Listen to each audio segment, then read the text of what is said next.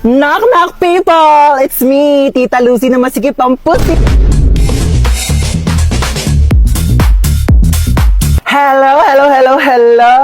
Buti naman nandito ka na. Tagal-tagal mo. Sige na, labas na. Go away. Dito na ako Doon na. ah. Babosh, huwag nang babalik. Char. Pabangkal! Oh my God! Kamusta na? Namiss kitang bakla ka. Bless po, tita. Ay, bless! Ano ko, lola mo? Beso!